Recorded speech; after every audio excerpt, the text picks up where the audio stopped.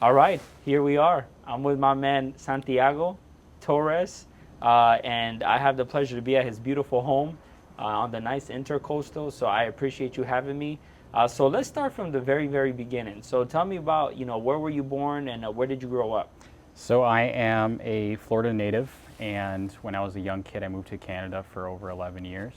And when I was 19, decided to pursue business endeavors and moved back to Florida, and got back into real estate. So I did real estate in Canada for a little short time, and saw that the market in South Florida was booming. So took advantage of that. And growing up in Canada, how was that for you? I had to learn French.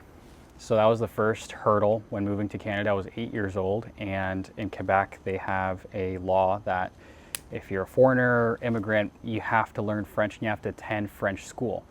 So at a young age, I was thrown into a completely new world, new culture, language, and I was bullied at a young age because I didn't speak French. So I spoke Spanish and English, but no French. So for the first couple of months, I was bullied until I learned French in 6 months because I didn't want to get bullied anymore.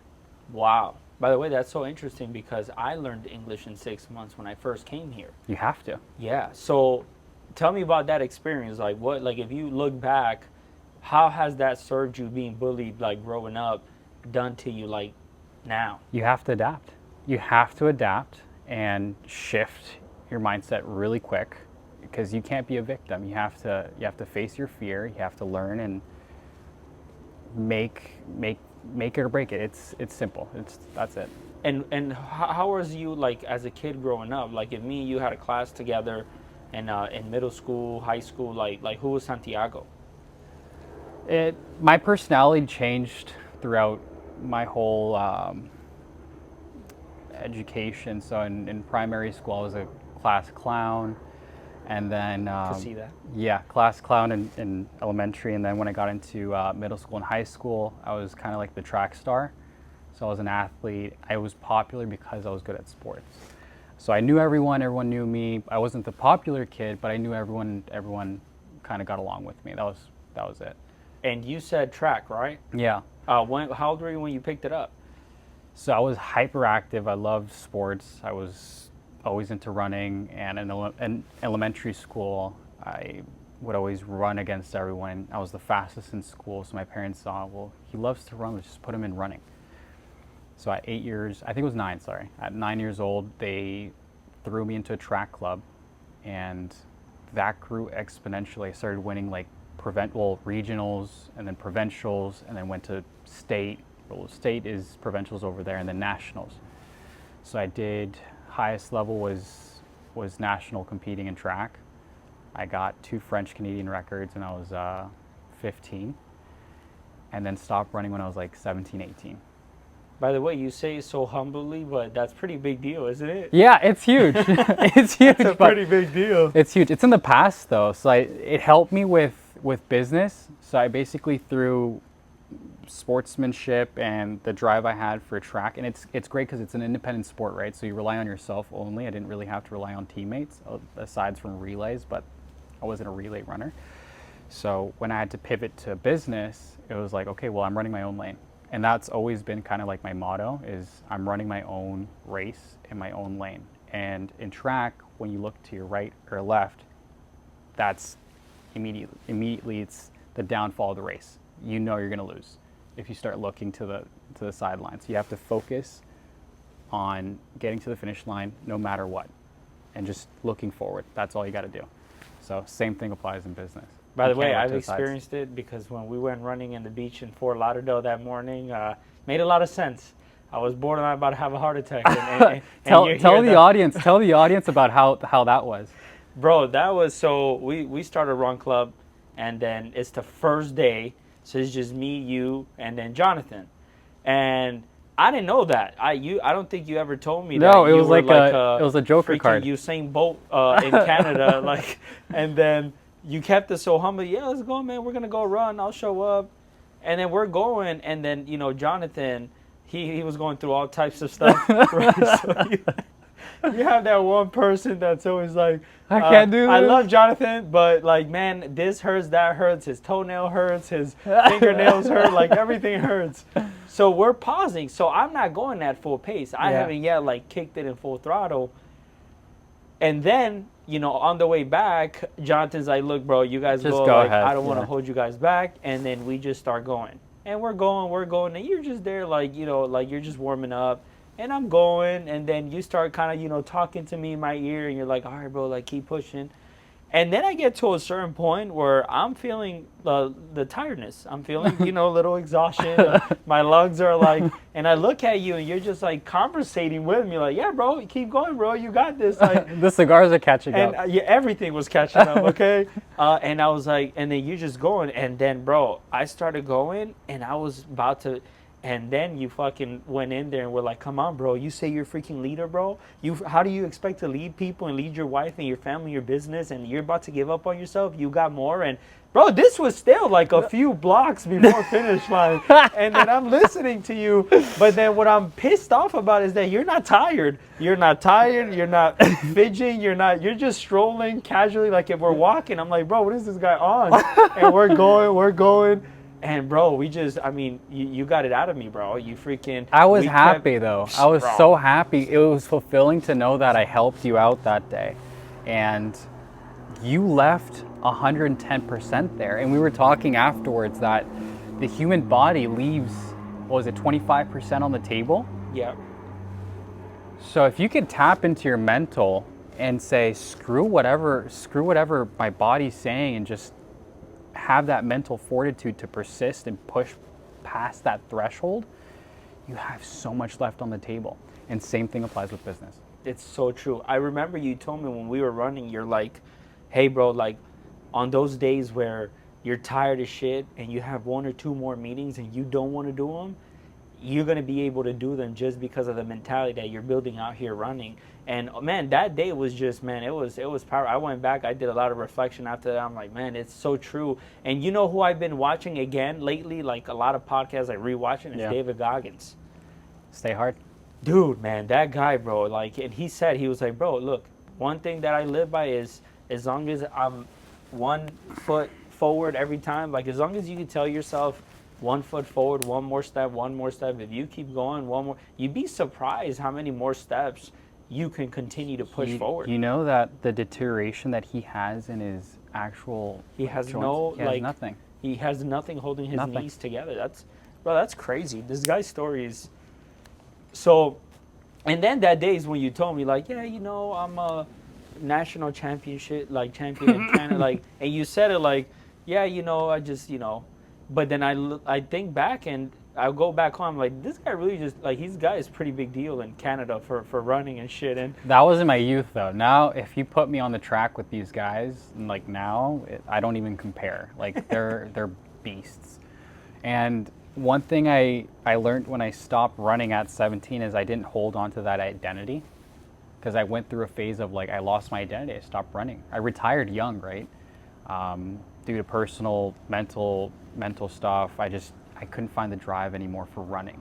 And it was a huge reset because I lost my identity. And I was like, okay, well, what do I do now? I'm lost. So I don't hold myself to that.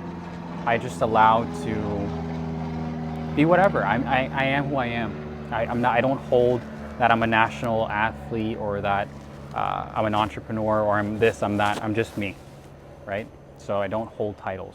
I love that, by the way. That tells a lot about your character and who you are.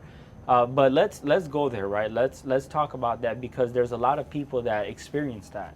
I went to school with people that played high school basketball, high school football, and they were legit, bro. Yeah. And not going to college, not going to the league, that's all their focus was. Yeah. And that's their identity, and not having it anymore. Like, what did you go through that moment? Like, what was that? Like, what did you learn? Like, how was that of you transitioning, and what got you out of that? Some people don't get out of it, by the way. So the fact that you did is big. I mean, I graduated high school at 16, right? I graduated pretty young because in Canada they don't have 12th grade, so I graduated very young.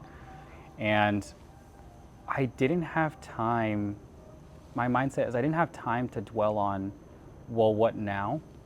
it was more so like, let me try everything I possibly can, fail, and fail successfully. So I did dental. I was a dental technician. I wanted to be a dentist, and then that didn't work out. So I pivoted right away. I had friends that were in real estate. My dad was a property manager for the government, so it was kind of in alignment with that. So I said, I have to try as much as possible. And if I fail, well, it doesn't matter.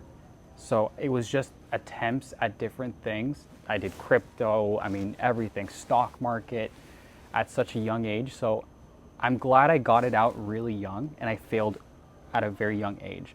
And then I got into mentorship when I was 19. So I got my first mentor at 19 and that kind of set me straight.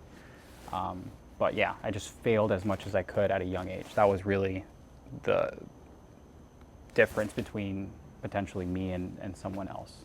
And what was the biggest memories or lessons that you had in outside of that in Canada, right? Because like going to a completely different environment, growing up there, coming back, like what were some things that you noticed that you got from being there compared to being here? Well, I lost all friendship. I cut ties with everyone in Canada. I said, if I'm moving and I'm going to start something new, I'm going to cut ties and start fresh. So that was the first thing. So I had a lot more social life in Canada than here. And then I rebuilt that here. So my circle, I recreated my circle here. I don't think the circle I had in Canada was on par with what I wanted to achieve. When I would tell people, hey, I want to make $500,000. Their reactions were always like, well, that's crazy. You're never going to do that. That's almost impossible, this and that. So I said, you know what? I'm just going to start fresh. So that was the difference. My social circles in both countries, completely different. The actual activities, I lost skiing, I lost the winter activities, and I was very outdoorsy up in Canada. So when I moved down here, I really didn't have much to do. I didn't know what to do. I would work out, work, and that was it. Sleep and repeat. That was it. Work out, work, sleep, repeat every day. So I lost that side of me of like enjoying life a little bit at first. Now it's a little different. I mean, I'll go out with Natalie and the baby and enjoy life a little bit more, but at first I lost that. I lost that leisure side of myself. And you did you go to college? I did 2 semesters. I did finance for like 1 semester, and then I did like general chemistry and biology because I wanted to be a dentist for another. And when I saw there was 13 years of schooling, I said, I'll be 30 something by the time I'm done school. Like I can't imagine. And plus $500,000 in debt. And then you have to invest into so much more with equipment and other stuff to be a dentist. I was like, I'm gonna be walking out with like $1 million in debt. I was like, I can't do that by 30. I was like, that's a huge portion of my life. That's almost 1/3 of my life that is gone. Yeah. And who was your mentor at 19? He was a broker for a small boutique brokerage. I won't say any names. Young guy, he was in his 30s, and he picked me up like his younger brother. So I was shadowing him on every appointment. I learned a lot from him. That relationship ended with structure with commission and other things. So when I left, it kind of left that there on good terms. And now my second mentor right now is Florida's or Remax's 3rd biggest agent in Florida. So big guy, makes over $1 million in GCI alone. That's just real estate. Aside from other ventures, I mean, that's how much the guy's bringing in. So. And from your first mentor, outside of business mentorship, what were some like personal life lessons that he taught you at such early age? Constructive criticism. Unpack that. So at such a young age, guys tend to have a big ego and think they know it all. And he opened up my eye to let yourself be criticized so that I can mold you into what you have to become to be successful. And I would keep my mouth shut. You have 2 ears, 1 mouth, so you listen more than you speak. And it allowed me to pick up more, especially in appointments with people, right? People love the sound of their own voice. So let them speak. They'll reveal everything they want to do. They'll reveal their plans, and they love to hear themselves talk, and their name as well. So he allowed me to understand that in real estate, you have to understand your client more than you have to pitch yourself. They're going to work with you based off of who you are, not the brokerage. It's just you. But understanding their needs and adding value is what I learned from my first mentor. A value add. Jim Rohn is big on that, and he tells Tony. Well, one of Tony's biggest things that he retained from Jim was adding value. So I would keep my mouth shut, listen to what they really wanted, their expectations as a broker, what they really wanted me to do and execute, and then I would just deliver exactly what they wanted on the silver platter. And that creates the best experience for them. Why? Because I was listening from the very start and not really trying to sell or show that I'm this or I'm that. Just give them what they want, and they'll let you know. They'll speak it, and you just have to follow through with it. Wow, that's powerful, by the way. That's big. And what made you get into real estate? So like I said, my dad was working for the government as a property manager and managing big buildings, and he was always surrounded by other brokers. And flashy cars, suits, entrepreneurs making multiple 6 figures, 7 figures at times. And I would work weekends with him sometimes on some of these projects because my dad was also a GC on the side. He would pick up side jobs. And I would go on weekends to help him with these jobs, painting or doing like small construction jobs, plumbing, whatever. And these brokers would pull up in their nice Mercedes, Porsches, and I was like, gosh, I want to be like that. I want to wear a suit every day. That was at that time, right? But afterwards, I mean, all these gurus that I was following on social media when I was 17 say that real estate's the best way to grow. And it kind of confirmed that real estate was the right path to take. You can't go wrong with it. And then the rest is history. And you have been doing it for how long now? Just shy of half a decade. And you started at what age? I was fresh 19 when I started my licensing in Canada. I did that for 3.5 months, and then I shifted over to the States. And you're how old now? 23. And you have a family? Yeah. Married, kids? Yeah. Kid, right? Kid. Kids in the works. We'll keep two it dogs. We'll keep it at 1 for now. One's a handful. I can't imagine having 2 under 2. All of Natalie's friends that have 2 under 2 are losing their minds. So, sell me the dream, bro. Sell me the dream. So we'll take it day by day. Of course, I want more kids and have that huge family, but one's a handful. And tell me, what it did for you becoming a father. And, what was your first reaction when she told you that she was pregnant and that you were going to be a dad? Well, we kind of knew both at the same time, like, you're pregnant. And as a guy, it snaps something in your mind where it's like, okay, time to tighten your belt and get to work. Like, you're responsible for a human being now. So throughout her whole pregnancy, I grinded the heck out to the point where I was up at 11:30, like taking calls and just putting deals together. I was dialing nonstop. It was just brutal, like just work like a mule.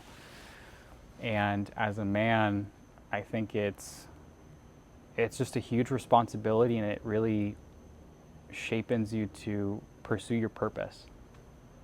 It adds purpose, and it brings out that provider mindset more than what you previously had. It just comes out naturally. It's like, you got to provide. Like, thank God I can have Natalie at home taking care of the baby, but that provider mindset just amplifies, where, okay, got to get the bacon, bring home the bacon, and build a legacy for your children.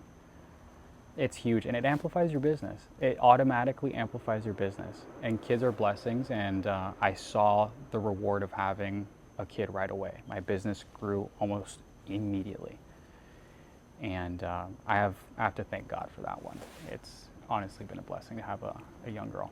And did you ever, always knew you wanted to have kids? It's funny because I would tell Natalie I wanted to have a family at a young age, always. I didn't think it was gonna be that young. It was planned, but wasn't. It was like if it happens, it happens. And I embraced it with open arms. To me, it wasn't like, oh, it was a mistake or I wasn't ready. It was like, okay, like this is happening and let me embrace it with open arms and go forward with it. And why did you want to start early? I just think it's a bless. Well, my dad had me at, my mom and dad had me at 24. Okay. So that's already pretty young. So your parents are young. Yeah, my dad's 47, 48. I think 47. And it's a blessing because he's super young. I can go work out with him. I can go run with him. I can do so many things with him. It's a blast. And my friends can relate to him. Like my friends are all in their 30s, right? So it's like when we hang out, it doesn't feel like there's a huge age gap between any of us. It's Right. just fun. It's just a blast. And you you have any siblings? I have a sister. I have a younger sister. She's 21. So 2-year difference. Not Mhm. not big. So how Not was huge. it, growing up with a sister? It was fun. It was fun. I mean, we were so close in age. We got to share a lot of moments together. Yeah, I mean, your typical brother and sister relationship. We had fun, and then when I moved, we kind of separated in that sense. We'll touch base here and there, but other than that, it's just a And normal she relationship. has any kids? No, she doesn't want kids. She's the She opposite. doesn't want kids. She's the opposite. Oh wow. Yeah. And where does she live? She still lives with my parents. Okay. She still lives with my parents. She works full time. What does she do? She was studying to be an esthetician and wanted to open up her own spa and a bunch of stuff. Okay. So she's gonna be doing our Botox in the future, Yeah, right? When we get right, the wrinkles. right here, You know what I'm saying? all over. Yeah. And did you always know that you were going to be like an entrepreneur business owner, or did that come later in life? I always wanted to do my own thing. So when I pursued dental, I got an internship after high school throughout like my first 2 semesters of college to work for a dental lab. And I learned as much as possible. And at one point, the business owner for that company offered me a job, no longer an internship. They're like, hey, we'll hire you full time. And I pursued that, learned as much as I could, and then I wasn't getting paid much, keep in mind.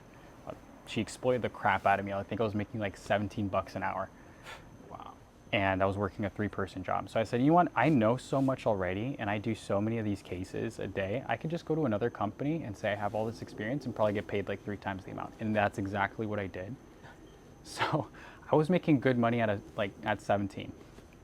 And all that money I was just dumping it into like crypto and the stock market. Like I would make my paycheck and just dump it into like stocks and ETFs and crypto. So that just grew like crazy because it was fresh. This was like 2018, 2019. Mm-hmm. So it was like when crypto was a baby-ish. And after that, I started a small little company on the side, and I would do like small retainer Invisaligns for other people on the side, and I was charging what the doctors were charging. So I was making an extra $400 per case. Wow. And because I knew how to do it, and I bought all the like small equipment. It was cheap equipment, but I could still do it. So I'd go to people's houses at 18, take their molds, do Invisalign or mouth guards or sports guards for like boxers and stuff, and I was making an extra $500, $400 on top of my salary. Wow. So I was always like a hustler. Like I got to make money. I got to figure out how to do it right. So I guess that's where like the entrepreneur mindset came from, of like scaling businesses. And then I sold that little small business I had to a smaller dentist, when I left for Canada, or from Canada, sorry. So I had that. I was doing real estate. I was doing so many things at the same time, just to like make as And much money. where did you get that from? Like, did you see it in someone else? Was it self-taught? Like, It was kind of a self-taught thing because well, I can't say self-taught. My dad owned a construction company before the economic crisis in Atlanta. So I had seen that side of him, but when we moved to Canada, he got a corporate job. So I guess you can say that I kind of used that, but mostly self-taught. And your parents are still together. Mm-hmm. And then what does your mom do? She helps my dad right now. So I'm a co-founder for a development company as well. So I do real estate, but I also own a development company on the side that I co-founded with my father and another partner. And she assists with systems, with accounting, all the other like small miscellaneous stuff that we can't really be on top of all the time. So I'm in charge of acquisition, disposition. My dad comes in as GC, and then we have the financier internationally that finances the deals. Okay, very nice. And what are some of the hardest things that you've experienced in what you do, and how'd you come out of that? Development or real estate? Like which side of Just it? business and entrepreneurship overall, because everybody has obstacles and hurdles. What were your biggest obstacles that you had to overcome? At first, I would say it was building the relationships because I was starting fresh, right? So I was doing 100 calls per day and trying to build a database network and trying to prove yourself with no sales was probably the biggest hurdle I had. So for a year, I really didn't, well, I think it took me 6 months to get my first sale. So it was 6 months of like coming out of savings, not making any money, and trying to not be discouraged by that. Going to the office every day, almost 6 times a week, dialing 100 times a day, getting no, maybe I'm interested. And the other big thing is I joined the market when rates were at 8%. It was awful. No one wanted to buy or sell because they were locked in at 2.5%. And no one's buying at an 8% interest rate. So I was struggling. So my main focus was working with cash buyers. And those people typically already have relationships. So it was really hard. And I was young too. So I had to get millionaires to trust a young guy. And that was a huge thing. So my first sale compensated for like the 6 months of not working. And then the rest is history. But that was huge. Building relationships was probably the biggest obstacle at first. And what kept you like locked in, focused during those 6 months? Because it's very easy to get discouraged. I left a country to pursue an ambition, a goal. So I couldn't fall back. My mentality was I can't go back to Canada. I can't fail and go back. So my only route was I got to make it. I have to make it. I got to make it work no matter what. That was the mindset. So it's almost like burn your ships and burn the boats. Back against the wall, got to make it happen no matter what. And man, it's, by the way, everything you've just said, there's so many lessons in this conversation that we've had up until this point. Because in business and anything you try that's new, it's very easy to get discouraged. Many people Absolutely. do. Many people do. And like you said, it's that, man, I got to make it happen no matter what. I had no choice. I was, at that time, my belief system was I had to make my parents proud. I no longer believe in that because it's a different story, but I wanted to make my parents proud. And I couldn't imagine calling my parents and saying, well, I failed and I give up and I'm coming back home. I could not accept that fate. So it was just like wake up, and I was waking up at 4:30 in the morning, going to work out, and I was in the office at 7:30 preparing my script, reading my scripts, internalizing it, and then at 8 o'clock sharp, I was dialing, because that's the cutoff for calling. You can't call before 8 a.m. If there's some people do, but I was by the book. Up until like, say 1 o'clock, and then after that I was showing properties. If I had showings. If not, the whole day would just be calling, planting seeds, and doing everything possible to build that database. Wow. And how did you meet your wife? She was supposed to train my brokerage when I used to work for the other brokerage, my first brokerage, for Tony Robbins. And she ended up leaving the company like I think 2 weeks before she was supposed to do that training. So another trainer came, phenomenal experience. He pitched the whole Tony Robbins thing. I have a 2-minute long video after I had that training of where I wanted my life to be and how that training changed my life. It would have been great if Natalie would have done it, but it was another guy.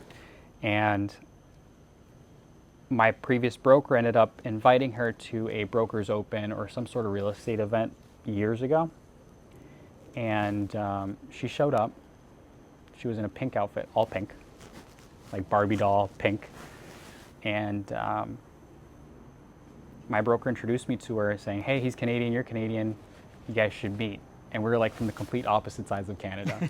So there's nothing in common, right? Like aside from the actual you guys country. are from the U.S., one's from California, the other one's from Florida. Exactly, like nothing in common, right?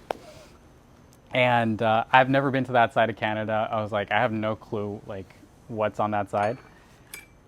And she thought I was a young salesy guy. And I thought By the way, that's the nice description that you say, but she thought that you were what, like an asshole? Yeah, she probably thought I was forgive me for my language, a prick. Like she probably thought I was like the worst type of sales guy in real estate, right? Young, I was in a suit, trying to impress, whatever. And I thought she was stuck up. I thought she was a big shot wannabe for Tony Robbins. So it was hilarious because we both didn't really like each other. And somehow my previous broker ended up convincing her to join real estate, to pursue real estate, because she was looking for other positions for Grant Cardone, for other big speakers, and it just didn't fit for her. So she said, you know what, let me try real estate. And when she joined the team, we still didn't like each other, right? Keep in mind.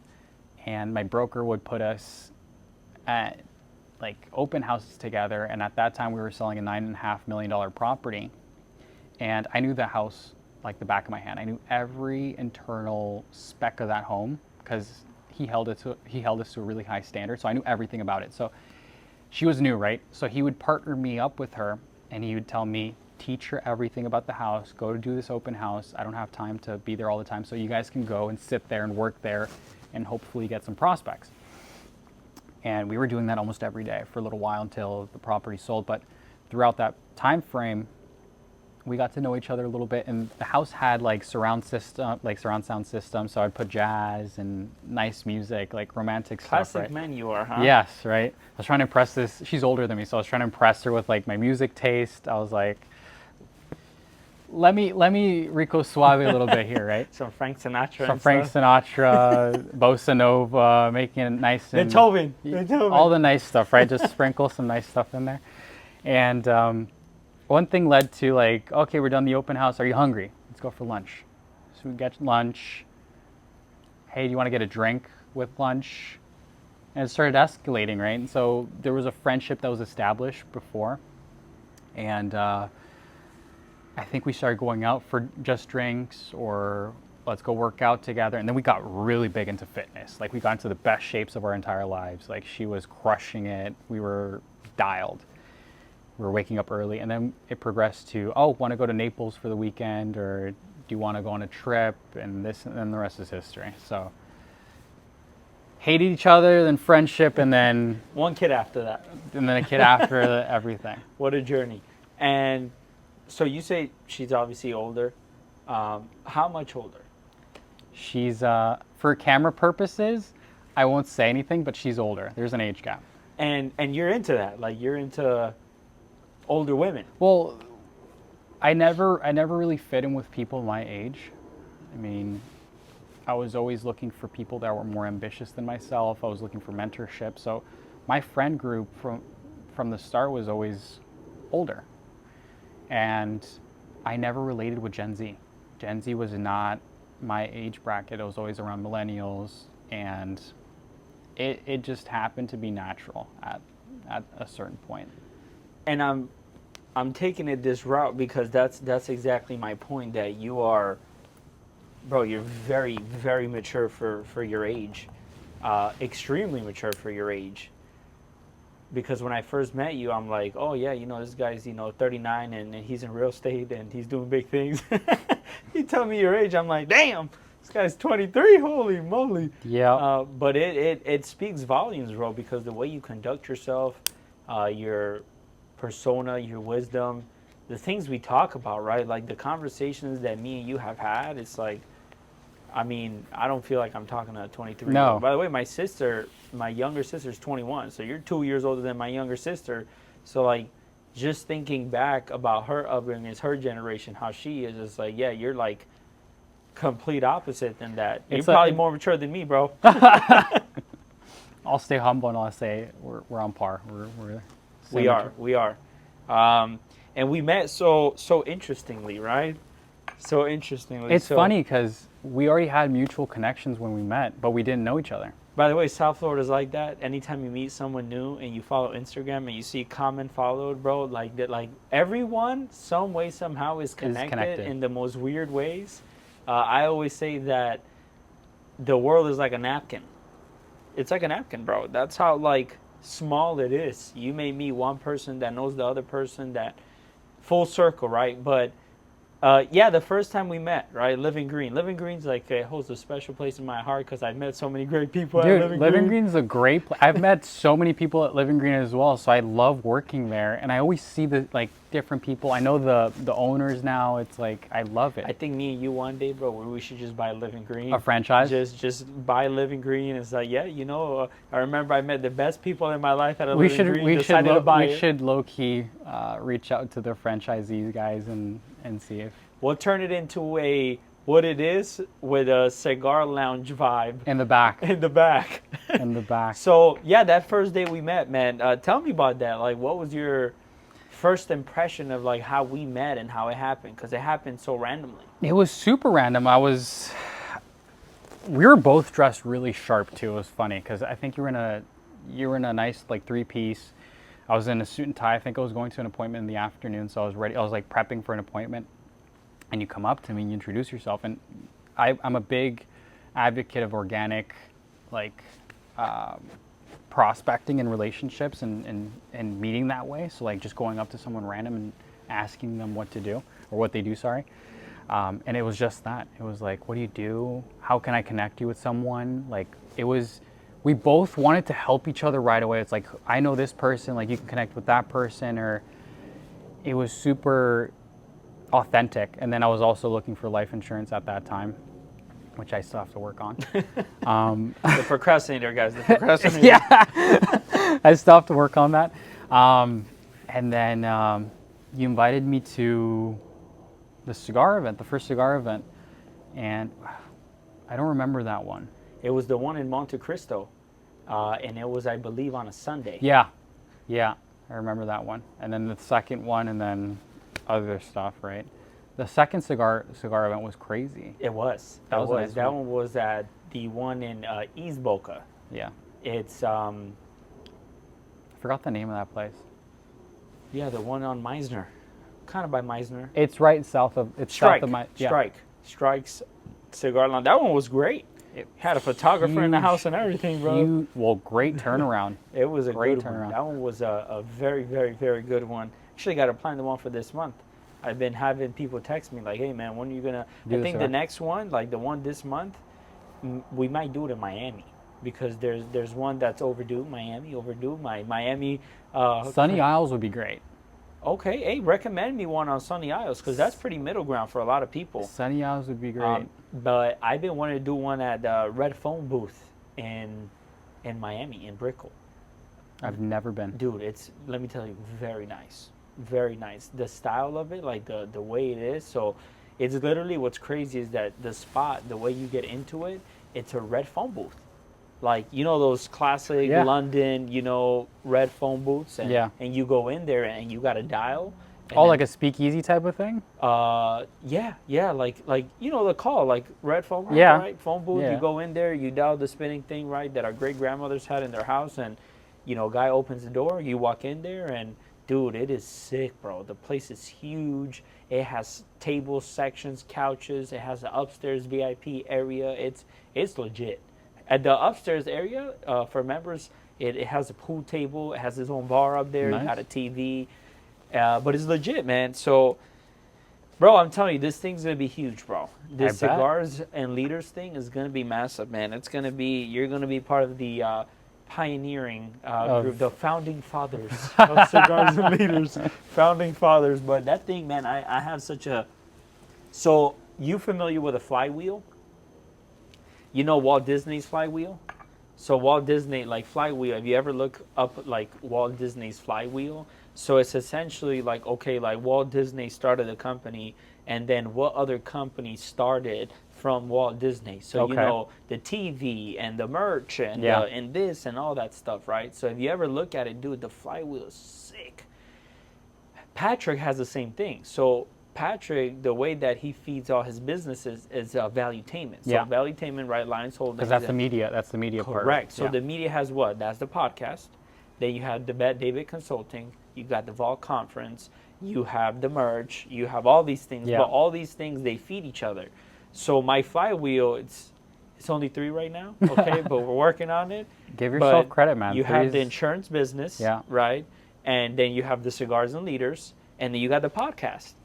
Now, everything pretty much ends up kind of working together because intertwining each the other, yeah. podcast is a way for me to build relationships, understand people's journeys, you know, connect with more business owners. Because Yeah. for me, look, I want to, you know, essentially market and help other business owners. So if I could have a conversation with you, you could tell me, you know, what you do and whatever, put it out there, clips, boom, boom, boom, help you market yourself and push you out there through like what I'm doing, which I'm just genuine. This is for fun. Like I'm not looking at the data like shit. When am I gonna get paid and all this from me? Yeah. I don't care about that. For me, it's just But you're like getting doing it. exposure through social media, right? And people are going to reach out and say, "What do you do? I mean, how can I connect?" And People get curious, right? Absolutely. And then the Cigars and Leaders is just man. It's a great event. A lot of men they're missing that community, bro. You know, a lot of men out there want that sense of community with other men, especially like you said. Look, I like being around hungry, ambitious, Yeah. visionaries. You know, people that are reading, self-developing, improving themselves, and people are looking to find that. And what better way to do it than over a freaking cigar? Well, it's camaraderie. It's one. Kind of like that brotherhood type of feeling, right? That's what you get out of Cigars and Leaders. And it, as a man, when you're surrounded by testosterone, ambitious guys that are making 3 times, 4 times, 5 times what you're earning a year, it just pushes you to be better. So that circle is only going to be elevating itself throughout the years, and eventually it's, I mean, hopefully you can create a club or a... Oh, 100%. That's the vision, bro. The vision is one day it's going to be members only. It's going to be, we're going to have, so members only, you got to pay, but that money is going towards us having maybe speakers coming in. Imagine, you know, bringing out presidents or bringing out like top people and Yeah. speaking to that group of leaders and High business-minded, executives, high executives, CEOs. Imagine, bro, one day like people are flying from other countries to attend our freaking event. That'd be sick. And Like- then you do it out of state, you make it into a You start building a nation, worldwide community. Have it, you know, we have a Telegram, and Yeah. like that thing can go from 100 to 1,000, 10,000, 100,000, a million, and that's how it starts, bro. You Yeah. know, it's staying consistent, having that consistency of, you know, always having it in what you already do. Yeah, have cigars, bro. That's how I actually prospect. It's crazy, but my first direct broker that I introduced into the business, I met them through Gian. Gian came to Cigars and Leaders event, and I known Gian since 8th grade. And Gian is a bodybuilder. Never in a million years did I ever think he was going to do insurance, okay? Yeah. Like, he's just bodybuilder, fitness dude, like, That's it. next Mr. Olympia, like, he's not Yeah. going to do insurance. He comes to Cigars and Leaders, we have a conversation. We're like, look, bro, like, what's missing in your life? You know, what are you looking to get out of this year? Boom, boom, boom. He's like, bro, just more self-development, growth, leadership. And I was like, bro, that's all we do at our office. I'm like, that's what we train on. Come by, check it out. Bro, he comes, gets started. He introduces me to a girl named Eliana, okay? Eliana comes, sees the presentation, absolutely loves it, tells her husband about it. The following week, they both come. Ario loves it. He's like, we're getting started. Bro, they got started, okay? In the first 6 months in the industry, they became full-time brokers. Okay, well, no, they became brokers. They made over $85,000. They're about to literally do some massive things in the industry. Yeah. And Ario tomorrow is his last day and swap for Fort Lauderdale after 14 years. He's That's retiring crazy. from his career to go full-time into this industry. Got their own office, doing massive things. Then they started recruiting all law enforcement. So we have the sergeant of Fort Lauderdale that does the business with his brother. They Look at that. they live in Palm Beach, but they work in Fort Lauderdale. And these guys, big visions. They want to open up an office in West Palm Beach. So then this thing went from 0 to 100 real quick, you know. So it's crazy how The exponential growth is insane in one business. person, so. bro. That's all it takes. One person. It takes one connection. It takes one situation. And now it's what? Finding 100 more of those. 100 more of those. And right now it's exciting what's happening in terms of the industry. And I know sooner or later you'll get into it. But anyways, that's outside of the conversation. So, by the way, I appreciate the cigar. The cigar is sick. Olivas are amazing, by the way. And the coffee was exceptional. It matches perfectly. But what's your vision, man? Tell me about your vision. What's your vision in real estate? What's your vision in life? What's your vision for your family? So my real estate career is fueling the development side, right? So I want to build enough capital, and you need a decent amount of capital to get into development full time. And I'm talking to my mentor because he does that. He does both, right? And I was having a conversation with him the other day, and he told me flat out, he's like, you need $5 million to get in the game. 5 million minimum. You need to have your own money, you need to finance your own deals, you need to be in control. So right now what I'm doing is I'm building as much capital as I can through real estate. And yeah, I'll do fix and flips here and there. They're smaller flips, right? 400, 600. They're smaller flips, and we have our biggest one year to date for 1.4. That's our biggest flip right now. So I'm building as much as I can right now in real estate so that I can invest into that side of the industry full time. And then Natalie can take over all my real estate side, and she can take care of my clients, and it'll fuel everything, right? And it's all going to intertwine perfectly. But that's the goal. It's just to get into development full time and build a legacy. I always loved the building side of real estate. You make so much more, the margins are better, and it's a lot more entertaining. Yes, it takes longer to see a paycheck, but it's so much more hands-on. I mean, you're talking to architects, engineers, you're involved with the city, you're building up the community at the same time. So you impact a lot of people's lives by getting into development. And I've always been a big believer in, if you help people, your life is automatically going to get better. That's right. Do you ever consider getting into politics one day? I've never thought of it, so I can't respond with a yes or no. I don't think so. I don't like getting into politics. I think it's the same bird, just two different wings. Because you mentioned about, getting involved with like the city and all that stuff. And well, it's funny you say that. My mentor is the commissioner for Lauderdale by the Sea. There you go. So he's involved. There you go. So heavily that's involved in the part politics. It's involved. By the way, I just met with this yesterday. Yesterday I met. So a girl I know from Margarita, but I used to work with her 10 years ago, and we connected through social media. She works with this lady named Erin from Reaction Realty Group. She's in Hollywood, and she's Iranian background, and she's running for city commissioner in Hollywood. Really? They want to do a business, and she's very involved. School districts, schools, Broward, Hollywood, all that good stuff. And I had a conversation with her about that. I'm like, you've been doing real estate for 20 plus years. You're doing big things. You own properties. Side note, Iranians are the most successful demographic, like immigrant-wise, that make it in the United States. I didn't know that. Yeah. I didn't know that. Out of all groups, like Asian, Hispanic, and everything, Iranians have the best success rate as far as like becoming successful in a new country as an immigrant. That's insane. I didn't know that. Yeah. But it makes sense because they're very, very, very entrepreneur business minded, but they have this hunger factor to them that is it's unmatched. And that's number one, bro, is you got to have that hunger.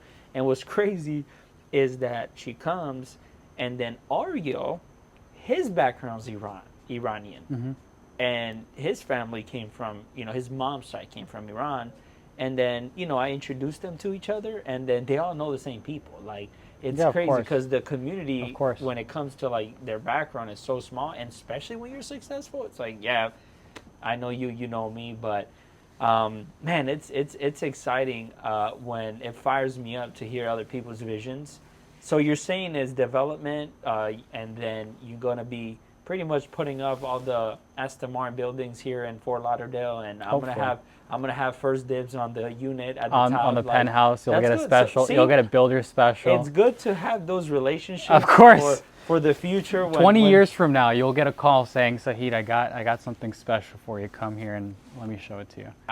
You see, or maybe sooner. Who knows? I say 20 because it's a realistic. It's a good. You'll be 43. Yeah. I'll be 49. Damn. I'll be almost 50, bro. Damn, it gotta be sooner, bro. Gotta be sooner. Come 10 on, years. 10 years. That sounds more like it. That sounds more like it. Dreams, man. Let's talk dreams.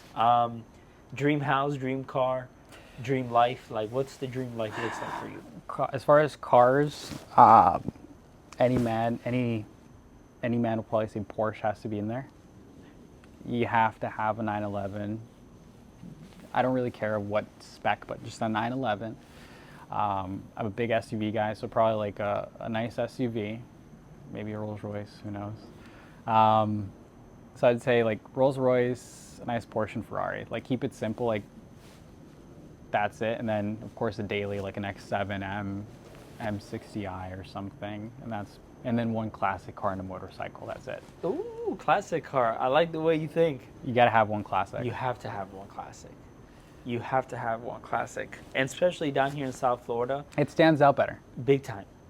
And then during this time where the weather's cool, you got the windows down, and in the cold, those old cars perform so much better. So much better. So much better. So that's cool. And house, tell me house. Like, are you a house? I don't really have per se something in mind. Of course, I want to build something extraordinary. Modern. Natalie and I share the same taste in home, like a modern Spanish home. So like that tile, white on the outside, but still modern on the inside. That's kind of our idea. Okay. Maybe on the water. Doesn't have to be just land, or it can go single both ways. Floor, 2 floors. 2 floors. Has to be 2 floors. Has to be 2 floors.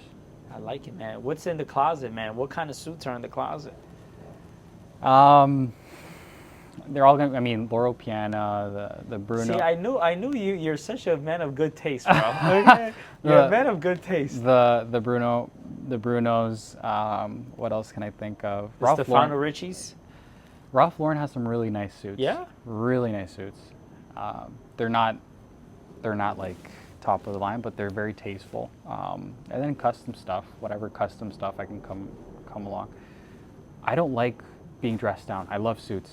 I mean, yes, it's a lot of work in the morning to to iron your shirt and do the whole thing, but I just love it. Oh no! You don't iron your shirts, brother. You get them dry cleaned, okay? Well, I don't iron my shirts, bro. I do it because I know how to. I was brought up that way. Come on, you gotta have time. You're a developer, okay? You don't have time to iron the shirts. Well, at that point, yeah, I'll probably end up buying like 20 and then just shipping them off to the dry cleaners, but. For right now, I can do that myself.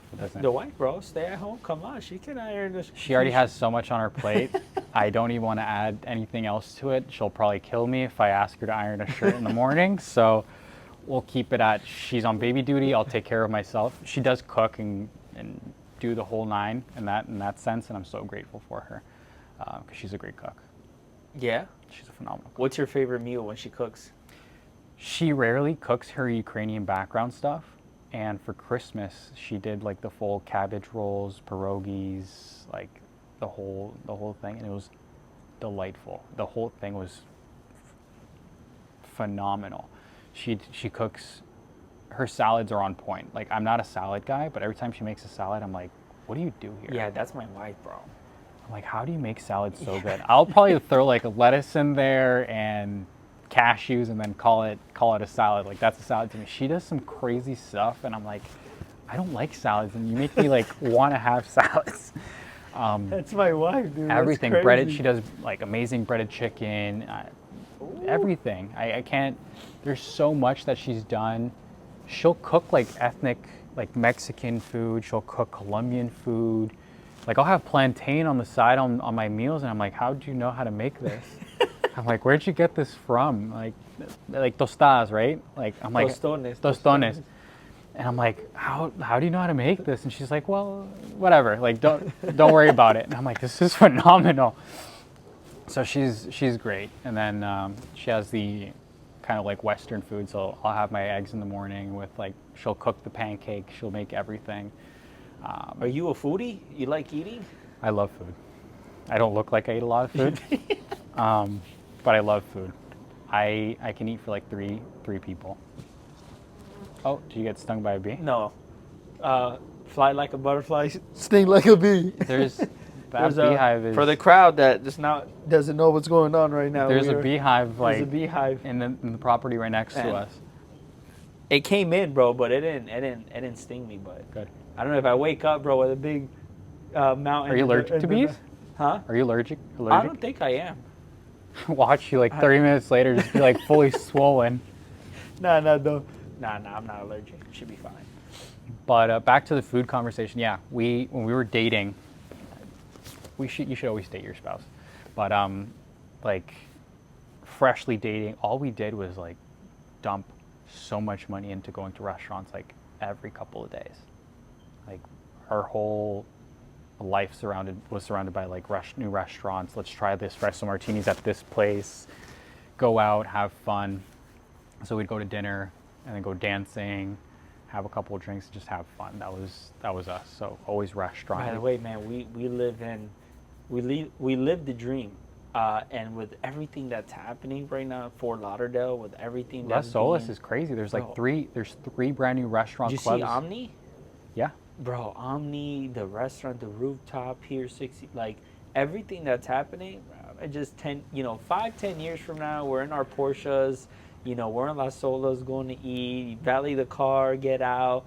We're in our freaking Stefano Ricci $30,000 suits. There you go. Looking like studs, freaking. Oh man, it's exciting. It's crazy because we're still technically in Fort Lauderdale, but it feels far. Like we're on the outskirts of Fort Lauderdale, but it feels far from downtown, and we miss because we used to live in a high-rise in downtown, and we miss it because it was so walkable. We would go out, walk to the restaurants, whatever, and then just go walk back home, go upstairs, and. But now, with your daughter, It's different. It's right? different, right? Yeah, for sure. But still, I mean, if we didn't have dogs, it'd be a different story because we could still live in a high-rise with one kid. That's not terrible. That's two kids, true. it starts getting a little much, I'd say. But with one kid in a high-rise, I think it's very doable. And I'm sure you're very aware with everything happening in terms of real estate. Where do you see the market? How do you see real estate? 23. Fort Lauderdale has 23 approved new construction projects. You have the Viceroy. You have what else do you have? You have Nativo. You have so many new construction development. And Pompano too. The Ritz-Carlton is basically sold out. Everything's the W, the Waldorf Astoria. What else? You have the Rosewood is a little further up north in Hillsborough Mile, but that's supposed to be like the next big thing. Both oceanfront and intercoastal. The amenities are going to be like beyond this world. There's so much new construction development. And also, I saw today, South Florida was the #1 performing, I should say, region in the whole United States for, I think, the 6th year consecutively. Wow. Nationally. So for the 6th year in a row, South Florida has been still the best performing region in the whole United States. Better than New York, Texas, so with all California. the construction and all of the residential rentals, is that going to drive the price down because of how much? Or is it still because so many people are moving down, that the amount of people per the amount of housing, it's still more people than housing? Or at some point, will it kind of tip where there's more housing and not a lot of people coming, and then the prices will start to come down? I mean, we're still at a equilibrium where it can go both ways. I mean, it really, we do have an oversaturation of inventory right now as we speak, but there's still absorption in the market. I mean, yes, properties are sitting on market, but there's still an absorption. Yes, the days on market are a little longer, but there's still an average day on market of 60 to 90 days if you're priced right. What's not selling is either overpriced inventory or distressed inventory that no one really wants. If you're priced right, you're going to sell. And rates are still fair. I mean, I think they came down, right? Yeah, we're at 5.99. It's not bad. It's not terrible. It's better than 8. When I started, it was 8.5. No one was buying. So 5.99, and then I'd say 70% of my transactions last year, a few dozen, most of them were cash. Wow. I'd say 70% were cash buyers. But these are investors from other countries. Not necessarily investors. It's people with cash. people from New York, from California, from Canada still. We still have a huge influx of Canadian buyers, international buyers. I'm working with Brazilians from Rio de Janeiro, and they're looking for an intercoastal property, and they're willing to pay premium dollar for intercoastal lots, and no one wants to sell because there's appreciation. For example, the lot we offered on, they bought it for 2.85 million last year. We offered them 4.1, and they weren't willing to sell it. Wow. Because the appreciation is that big. When you have premium location lots on the intercoast, no one's selling it. No one wants to get rid of it. Because 1 year from now, they'll probably get another million on top of our offer. Wow, They'll probably crazy, get bro. they'll probably get 6. That's crazy, dude. So South Florida performs really well for international clients that are looking to invest here. We're performing. You can't go wrong with South Florida. Man, the dream. South Florida's the dream, bro. We And live then- where people vacation. Yeah. Yeah, we got the World Cup this year. The U.S. turns 250 years. I didn't know that. Yeah, the U.S. turns 250 years. The World Cup's happening this year. You're going to have your second child. I'll probably have my first. It's exciting, bro. Exciting times. Don't jinx it, man. Don't jinx it, please. I told you I'm a visionary, bro. All right? I'm casting the vision for your second this year. So, Watch. I'm by the way, making how long do you think that we've been recording for? an hour? Yeah, on the dot. An hour and 1 minute. An hour and 1 minute. This was good, bro. This was great. It was very organic. It wasn't. I told you, man. It's very natural, man. It's just a conversation, and it's just I like, I was knowing- talking a lot, so I couldn't like. I saw that. I'm like Because you're behind the scenes, so you're just like going at it. like a fiend back Yeah, there. Like a fiend. I'm trying to be like elegant with it, take a couple puffs, talk, and you're just there like going at it. If there wasn't the Elegant. camera, I probably would have been done by By like. the way, you're a very elegant man. You're very how do I say, bougie type of guy. You know what I I mean? wouldn't say bougie. No, it's you're classy. You know what I Classy mean? is better. Bougie. Classy. The word bougie to me is very tacky. I think bougie. I think about it. Remember that song, Bad and Bougie? Yeah. Remember? Yeah, I think, and people don't know the word bougie comes from the word bourgeois in French. And what does it mean in? It's a class. It's like upper middle class. Oh, okay. So you're not rich. You're not rich, right? But You're not middle class. You're not middle class. You're upper middle class. So that's being bougie. So I don't associate with being bougie. If anything, just elegant, classy. I'd say. Elegant. Okay. What's elegant in French? Élégant. Elegant. Élégant. Élégant. By the way, French is such a romantic, like, So panty droppers. I what have they call the language. I have Canadian French, so it's not really an elegant accent. Like if you listen to someone from Belgium or France, it's completely different. Oh wow. And even the accent between Belgium or Switzerland and France, they're different. They kind of sound the same, but they're different. Canada, we sound like rednecks. Well, and I can say that because I lived there for so long, and I have Canadian citizenship for everyone that's watching, so I can say that. It sounds like redneck French, like very what's the word? Farmer. Yeah, Farmer kind of like accent. Yeah. In a way. Like southern for people down here. Southern is probably the best way to put it. Southern is probably the best way to put it without offending anyone. There you go. You some shots at the redneck Canadians. Yeah. I love my French people. I lived there for 11 years. So Great syrup. Great maple syrup. syrup has actually, I saw this the other day, it's weird, has more nutrient dense contents than honey. Oh wow. Yeah. I had no idea. But it's higher in like magnesium, a bunch of other stuff. By the way, you always tell me these Random facts. random cool facts. It's pretty awesome. I always learn something when I talk to you, bro. But I didn't know always- that. Maple syrup is key to my... Oh man, this was great, bro. I appreciate you. I think this is a good way to end it because we're about to have our intimate men Yeah. talk over there Yeah. at the intercoastal spot. And I appreciate you. And we got to do it again. Every episode Thank I'm you doing, for having me. part one, because there's going to be many more parts. So 10 years from now, we'll be doing It'll be this. the next part 2 is going to be on a yacht. It's going I to be like on a yacht. that. On a yacht, and then eventually it'll be in your development. Like, imagine Yeah. when you're developing and we do one like half construction where it's still like in construction mode, and we're like, yeah, you know, we're building this $500 million building and I Fort might be Lauderdale. able to get you into a development I have right now with my mentor in Lauderdale by the Sea. Once it's done, it's probably going to be worth like $8 million. So we can do something cool there. Oh, that'd be dope.